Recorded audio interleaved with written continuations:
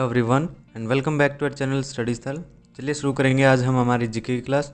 तो आज है 16 अक्टूबर और 16 अक्टूबर से संबंधित जितने भी जीके क्वेश्चन करंट बनेंगे वो इस वीडियो में हम करेंगे। ठीक है, तो वीडियो को पूरा देखें और अपने फ्रेंड्स और फैमिली मेम्बर्स के साथ जो भी कॉम्पिटिटिव एग्ज़ाम्स की तैयारी कर रहे हैं उनको ये वीडियो शेयर करें और चैनल को सब्सक्राइब करना ना भूलें ताकि आप किसी भी आने वाली कोई भी वीडियो की नोटिफिकेशन मिस ना करें। ठीक है, तो देखिए आज है 16 अक्टूबर। 16 अक्टूबर को क्या मनाया जाता है? 16 अक्टूबर को होता है विश्व खाद्य दिवस। ठीक है, विश्व खाद्य दिवस क्यों मनाया जाता है? देखिए यह यूएनओ है, यूनाइटेड नेशन ऑर्गेनाइजेशन, उसका एक एसोसिएशन है। कौन सा? Food and agriculture association. ठीक है, इसकी स्थापना हुई थी 16 अक्टूबर 1945 को। इसको याद करने के लिए यह दिवस जो है वो मनाया जाता है। और इसका उद्देश्य क्या होता है हमेशा कि इसमें जो लोगों में अवेयरनेस है, जागरूकता है, उसको बढ़ाने के लिए किसके रिगार्डिंग जो भी कुपोषण होते हैं या फूड के संबंधित जितने भी हाइजीनिक चीज़ें होती हैं उनको बताने के लिए, उनके लिए जागरूकता फैलाने के लिए। ठीक है, तो ये था आज के दिन के बारे में। चलिए बढ़ते हैं हमारे क्वेश्चंस की तरफ। तो हमारा पहला क्वेश्चन है, जिस ऑस्कर पुरस्कार विजेता या हम कह सकते हैं जिस ऑस्कर पुरस्कार विजेता भारतीय सेलिब्रिटी का हाल ही में निधन हो गया है उनका क्या नाम है? तो उनका नाम है भानु अथैया। ठीक है, भानु अथैया भारत की तरफ से ऑस्कर जीतने वाली पहली महिला हैं। ठीक है, उन्हें यह पुरस्कार गांधी फिल्म के कॉस्ट्यूम के डिज़ाइन के लिए दिया गया था 1983 में और 91 वर्ष की यह अभिनेत्री थी। ब्रेन ट्यूमर से पीड़ित थी। पिछले 3 सालों से वे लकवे से ग्रसित होने के चलते उनका शरीर काम नहीं कर पा रहा था। ठीक है, इसके लिए जिस वजह से उनकी मौत हो गई है या हम कह सकते हैं उनका निधन हो गया है। गांधी फिल्म के प्रोड्यूसर हैं रिचर्ड एटनब्रो और भानु अथैया ने 1990 में गुलजार की फिल्म लेकिन तथा आशुतोष गोवारिकर की फिल्म लगान के लिए राष्ट्रीय पुरस्कार जीता था। और आर्ट ऑफ कस्टम डिज़ाइन या कॉस्ट्यूम डिज़ाइन इनकी पुस्तक का नाम है। ठीक है, तो ये एक कॉस्ट्यूम डिज़ाइनर थी।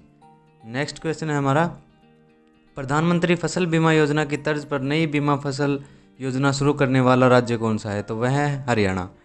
हरियाणा में 2.5 यानी 2.5 प्रीमियम का भुगतान पर 40,000 का बीमा देने की घोषणा की गई है। इस बीमे में क्या होगा कि 17 सब्जियों को शामिल किया जाएगा। इस योजना के तहत फसल को सिक्योर कर सकेंगे किसान।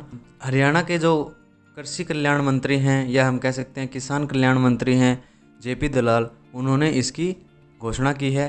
और हरियाणा की बात करें तो यहाँ के मुख्यमंत्री हैं मनोहर लाल खट्टर और यहाँ के जो राज्यपाल हैं वो हैं सत्यदेव नारायण आर्य। ठीक है, हरियाणा ने हाल ही में पानी की गुणवत्ता जांच के लिए लैब ऑन व्हील्स योजना शुरू की है, जिससे पानी की टेस्टिंग मोबाइल वैन द्वारा की जाएगी। यह क्वेश्चन हमने कल ही डिस्कस किया था, मतलब 15 अक्टूबर वाली वीडियो में हमने डिस्कस किया था। तो आप जाके देख सकते हैं, आई बटन में उसका लिंक आ रहा है और डिस्क्रिप्शन में भी आपको पूरी प्लेलिस्ट का लिंक मिल जाएगा। 15 अक्टूबर वाली वीडियो आप जाके देख सकते हैं। नेक्स्ट क्वेश्चन है हमारा, जिस देश की राजधानी में कड़े विरोध प्रदर्शन चलते इमरजेंसी लगा दी गई है वह देश कौन सा है? तो वह देश है थाईलैंड। थाईलैंड की राजधानी है बैंकॉक और इसमें स्टूडेंट्स के बड़े विरोध के चलते आपातकाल की घोषणा कर दी गई है। यह विरोध प्रदर्शन देश की सत्ता में परिवर्तन तथा राजतंत्र को खत्म करके लोकतंत्र स्थापित करने के लिए कहा जा रहा है लोगों द्वारा। ठीक है, विरोध प्रदर्शन के डर से सरकार ने राजधानी में इमरजेंसी लगाने की घोषणा कर दी है। प्रयुत यान ओचा यहाँ के प्रधानमंत्री हैं तथा वाजिरालोंगकोम यहाँ के राजा हैं। और थाईलैंड की यहाँ मुद्रा क्या है? बेहत। थाईलैंड की मुद्रा क्या है? बेहत। ठीक है, नेक्स्ट क्वेश्चन देखिए, भारत सरकार ने इलेक्ट्रॉनिक्स के जिन प्रोडक्ट की आयात पर बैन लगा दिया है वह प्रोडक्ट कौन से हैं? एसी, एयर कंडीशनर व रेफ्रिजरेटर। ठीक है, विदेश व्यापार विभाग के डायरेक्टर जनरल के द्वारा जारी अधिसूचना के अनुसार इन प्रोडक्ट्स को श्रेणी से हटाकर प्रतिबंधित श्रेणी में डाल दिया है। ठीक है, मतलब ये अब फ्री प्रोडक्ट्स नहीं हैं जिनका हम इंपोर्ट कर सकते हैं, तो अब इनको बैंड प्रोडक्ट्स की लिस्ट में डाल दिया है। इसके लिए उद्देश्य क्या रहेगा? उद्देश्य ये है कि घरेलू मैन्युफैक्चरिंग को बढ़ावा देना तथा गैर जरूरी सामान को आयात पर प्रतिबंध लगाकर भारतीयता यानी जो पेट्रियटिज्म है या हम कह सकते हैं बी इंडियन बाई इंडियन, उस तर्ज के तहत भारतीयता को बढ़ावा देने के लिए हम जो कह सकते हैं कि डोमेस्टिक जो हमारी मैन्युफैक्चरिंग है उसको बढ़ावा देने के लिए यह कार्य किया गया है। हाल ही में न्यूमेटिक टायर की आयात पर जून में प्रतिबंध लगा दिया गया था। ठीक है, तो ये बहुत ही अच्छी पहल है सरकार की तरफ से। नेक्स्ट क्वेश्चन देखिए, अंतर्राष्ट्रीय स्तर के एक बड़े पहलवान रहे जिस खिलाड़ी को भारतीय जनता पार्टी हरियाणा में होने वाले उपचुनाव में मैदान में उतरेंगे उनका क्या नाम है? तो उनका नाम है योगेश्वर दत्त। योगेश्वर दत्त को भारतीय जनता पार्टी सोनीपत जिले के बड़ौदा के उपचुनाव में अपना उम्मीदवार बनाया गई।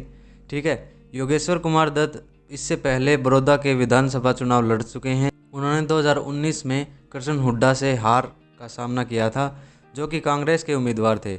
अब इस सीट पर होने वाले उपचुनाव के लिए हरियाणा सरकार ने कमर कस ली है और अपने 30 स्टार प्रचारकों को योगेश्वर दत्त की मदद के लिए उतार दिया है। मतलब इस 30 जो स्टार प्रचारक हैं वो योगेश्वर दत्त की मदद करेंगे इसमें इलेक्शन में। ठीक है, नेक्स्ट क्वेश्चन देखिए, पोल्यूशन कंट्रोल बोर्ड के द्वारा जारी की गई वायु गुणवत्ता इंडेक्स के अनुसार जिस शहर की रेटिंग सबसे खराब आई है वह है मेरठ। मेरठ AIQ यानी एयर क्वालिटी इंडेक्स सबसे खराब पाया गया है किसका? मेरठ का। इसके अलावा ग्रेटर नोएडा, फरीदाबाद देश की सबसे ज़्यादा प्रदूषित शहर हैं। इसके बाद चरखी दादरी हरियाणा व यूपी के मुजफ्फरनगर का नंबर आता है। ठीक है, जिनकी एयर क्वालिटी इंडेक्स प्रदूषण की वजह से या हम कह सकते हैं सबसे खराब स्तर पर पहुंच चुकी है। राष्ट्रीय वायु गुणवत्ता सूचकांक यानी एयर क्वालिटी इंडेक्स 17 सितंबर 2014 से स्वच्छ भारत अभियान की तर्ज पर या उसके तहत नई दिल्ली से शुरू किया गया था। प्रदूषण के स्तर को कम करने के लिए इस पर कंट्रोल करने के लिए आंकड़े एयर क्वालिटी इंडेक्स जारी करता है। ठीक है, नेक्स्ट क्वेश्चन देखिए, जिस देश की राष्ट्रपति सूरोनबे जिन्बेकोव ने हाल ही में इस्तीफा दे दिया है वह देश कौन सा है? तो वह देश है किर्गिस्तान। किर्गिस्तान सोवियत संघ के विघटन के पूर्व 1990 तक रूस का ही एक हिस्सा था। यह सोवियत संघ के विघटित हुए दूसरे देशों में सबसे छोटा देश है। इस देश की राजधानी है बिश्केक और इस देश में 2005 से अब तक विरोध प्रदर्शनों के कारण 3 राष्ट्रपति इस्तीफा दे चुके हैं। इसके चलते जिन्बेकोव को विरोध प्रदर्शन के चलते यह फैसला लेना पड़ा है। किर्गिस्तान में हाल ही में अक्टूबर में उपचुनाव हुए थे जिनमें उन्हें राष्ट्रपति चुना गया था। और बात करें इसके नवनिर्वाचित प्रधानमंत्री की तो वो हैं सैयदर जपरोव। ठीक है, नेक्स्ट क्वेश्चन देखिए, यूनाइटेड नेशन द्वारा जारी सूची में विश्व की सबसे ज़्यादा प्राकृतिक आपदा सामना करने वाला देश कौन सा है? तो वह है चीन। यूएन के डिजास्टर रिस्क रिडक्शन ऑफिस द्वारा जारी सूची में चीन से पहले स्थान पर है। ठीक है, अमेरिका दूसरे स्थान पर है और तीसरे स्थान पर भारत तथा चौथे स्थान पर फिलीपींस का नंबर आता है। यह आंकड़े 2020 से 2019 की प्राकृतिक आपदाओं या हम कह सकते हैं 2019 से 2020 की प्राकृतिक आपदाओं की घटना पर होने वाले नुकसान पर आधारित है। 13 अक्टूबर को हाल ही में डिजास्टर रिडक्शन डे मनाया गया था। इसी अवसर पर यह रिपोर्ट जारी की जाती है। ठीक है, नेक्स्ट क्वेश्चन देखिए, जिस खिलाड़ी को हाल ही में grand cross of the royal order of sports के खिताब से नवाजा गया है उनका क्या नाम? तो उनका नाम है Rafael Nadal. Rafael Nadal tennis खिलाड़ी हैं जो कि स्पेन से संबंध रखते हैं। यह अवार्ड स्पेन का सबसे ऊंचा खेल पुरस्कार है जो कि 1982 से दिया जा रहा है। राफेल नडाल ने हाल ही में फ्रेंच ओपन जीता है। उन्होंने 13वीं बार यह कारनामा किया है। इसके अलावा वे 20 ग्रैंड स्लैम विजेता रोजर फेडरर के रिकॉर्ड की बराबरी भी कर चुके हैं। मतलब जो 20 रिकॉर्ड जीते हुए रोजर फेडरर हैं उनकी बराबरी कर चुके हैं। और फ्रेंच ओपन रोलैंड गैरो में खेला जाता है। यह लाल मिट्टी पर या लाल बजरी पर खेला जाता है जिसके लिए इनको बजरी या बजरी का बादशाह भी कहा जाता है। ठीक है, नेक्स्ट और लास्ट क्वेश्चन है हमारा, सेलो ग्रुप के ब्रांड एम्बेसडर जिन्हें चुना गया है वे कौन है? तो उनका नाम है अमिताभ बच्चन।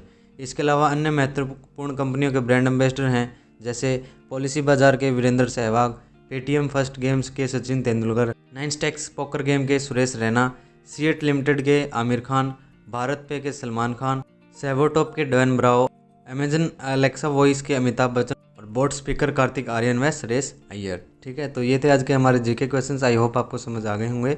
कोई भी कन्फ्यूजन होने पर हमें ज़रूर बताएं और कोई भी मिस्टेक आपको दिखती है तो आप हमें कमेंट ज़रूर करें, हम आपका जवाब ज़रूर देंगे।